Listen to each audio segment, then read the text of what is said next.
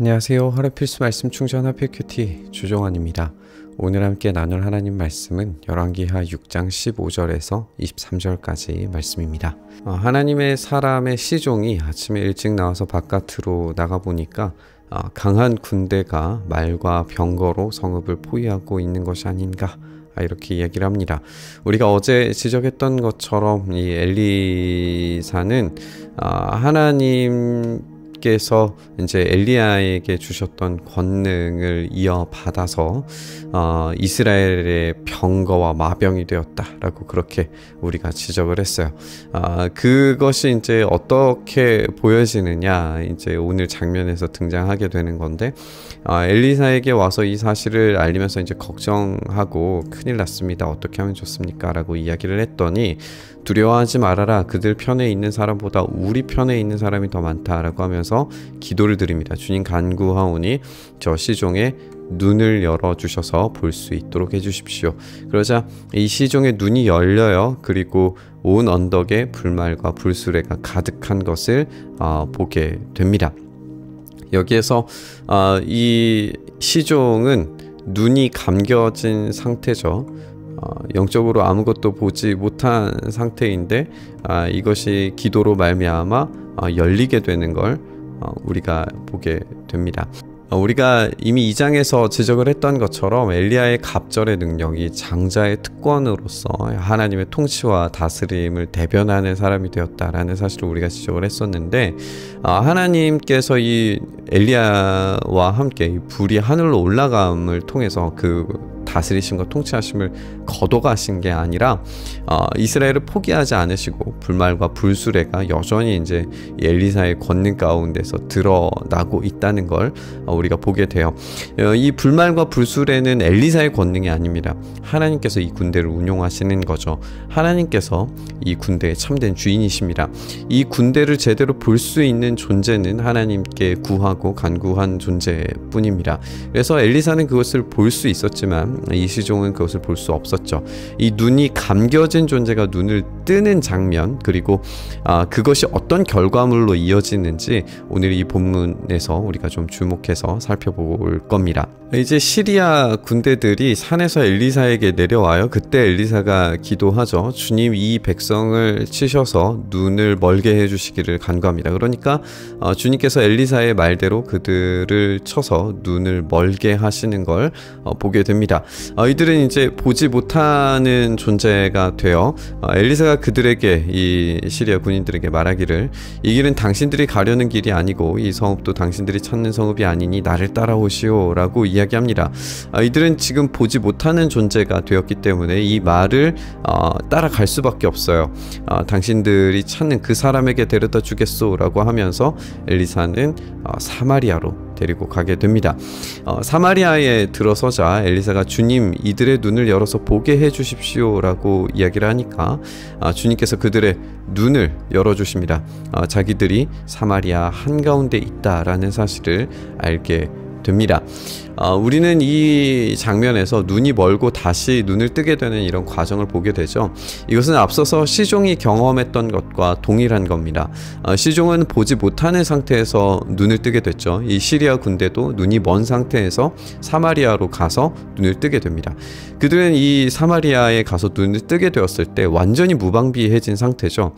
사실 이제 전쟁을 수행할 만한 그런 능력이 완전히 없다라고 봐야 할 겁니다. 왜냐하면 눈이 먼 상태에서 뭘 해야 될지 모르기 때문에 무기를 가지고 가거나 뭐 진영을 갖추거나 이런 것들이 거의 불가능해진 상태인 거잖아요. 그런 상태에서 적진 한가운데서 눈을 뜨기 되었기 때문에 전략적으로는 완전히 포위된 이 도간에 든 쥐 꼴이 된 겁니다. 아마 이 군사들은 처음에 엘리사를 잡으러 갔을 때에 이 엘리사가 도간에 든 쥐다 라고 생각을 했을 겁니다. 그런데 실제로 눈을 뜨고 보니까 그들에게 닥친 현실이 자신들이야말로 진짜 도간에 든 쥐 꼴이다 라는 사실을 보게 된 거죠.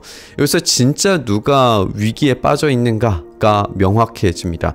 눈을 뜨고 보고 있다고 생각하지만 진짜 실제는 보지 못했다 없다라는 사실을 이 엘리사의 시종이나 시리아의 군대나 모두 다 말해주고 있습니다. 오로지 선지자를 통해서 눈이 뜨여졌을 때 진짜 위기에 빠진 존재가 누군지 깨닫게 되는 건 양쪽 모두였죠. 이스라엘 왕이 그들을 보고 엘리사에게 말합니다. 이스라엘의 아버지께서는 말씀해 주십시오. 그들이 눈을 뜨고 보게 되면 쳐서 없애버려도 됩니까? 라고 이야기합니다. 엘리사를 향해서 이 도간에 든 쥐와 같은 시리아 군대를 쳐서 없애버려도 되겠냐라고 그런 질문을 하게 되는데, 이런 조언을 구하는 것은 이전까지만 해도 이스라엘이 완전히 궁지에 몰렸다라는 사실을 이 왕이 인식했었다라고 볼 수 있을 겁니다. 만약에 그렇지 않고 자신들이 유리한 입장에 놓여져 있었다라고 생각했다면 엘리사에게 굳이 물어보지 않았겠죠. 그냥 이 시리아 군대를 없애는 것을 선멸하는 것을 실행했을 겁니다. 그런데 이 일이 벌어지고 있는 이유는 엘리사 때문이다라는 걸 너무나도 분명하게 보고 있기 때문에 엘리사의 허락을 구할 수밖에 없었을 겁니다. 그러니까 이 전쟁을 수행하고 이 전쟁에서 승리를 가져오는 것은 왕의 역할이나 엘리사의 역할이 아닙니다.